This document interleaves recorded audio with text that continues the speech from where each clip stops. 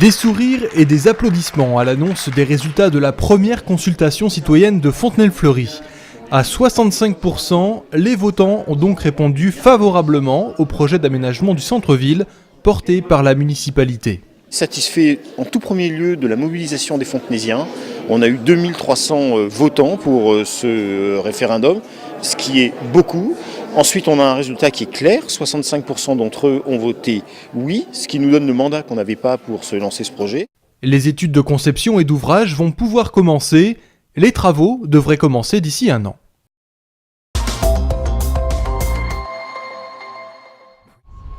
Gérard Larcher, le président du Sénat, était en visite à Fontenay-le-Fleury. L'objectif de l'ancien maire de Rambouillet, qui connaît bien le département, aller à la rencontre des Français et s'imprégner des initiatives locales.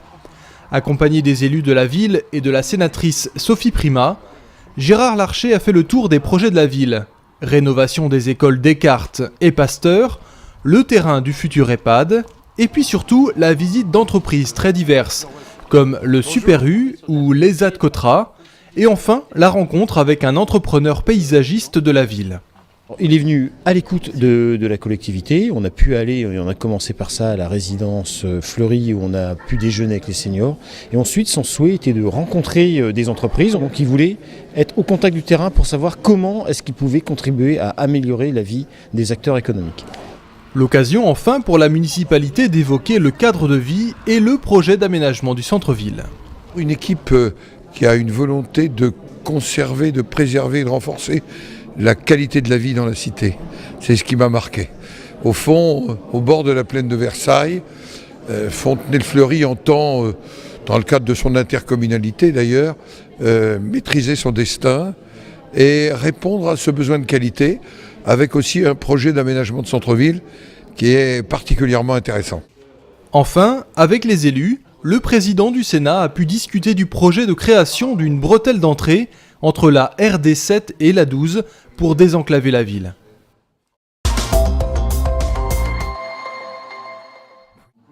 La municipalité a organisé une réunion publique d'étape dans l'élaboration du nouveau PLU.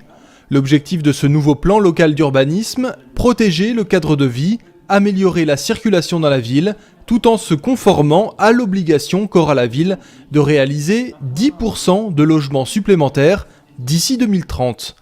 Pour la première fois, dans un esprit de concertation, des représentants d'associations de riverains sont venus échanger et donner leur point de vue sur ce nouveau projet.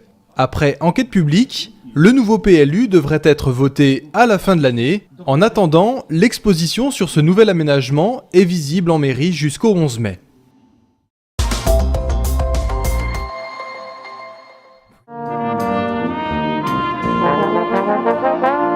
De la musique et des jeux au gymnase Descartes. C'était le point d'orgue de la grande semaine de la petite enfance, organisée pour la première fois à Fontenay-le-Fleury.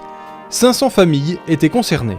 L'objectif premier de cet événement, c'est autour de quelque chose de festif, de pouvoir réunir les enfants, leurs familles et les professionnels de la petite enfance de la ville. Et on a souhaité réunir à différents temps forts de la semaine l'ensemble de tout cet écosystème de la petite enfance sur Fontenay. Au programme, sur le thème de l'enchantement, des spectacles et des ateliers jardinage ou pâtisserie en famille, des conférences pour les parents, sans oublier l'action solidaire de la semaine.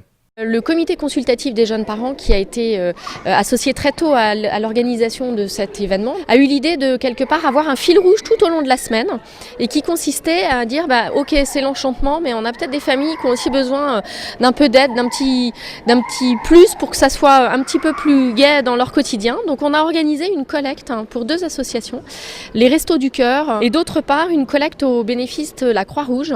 Des produits alimentaires ou d'hygiène ainsi que des vêtements ont ainsi été remis aux associations locales.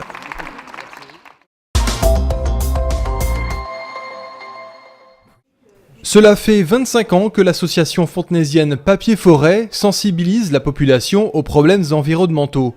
Cette année, c'est l'air qui était au centre des préoccupations, avec notamment cette exposition pédagogique qui a été visitée par de nombreuses classes de la ville. Pour ce printemps de l'environnement, un nettoyage des quartiers, un ciné-goûter ou encore une démonstration de cerf-volant étaient organisés.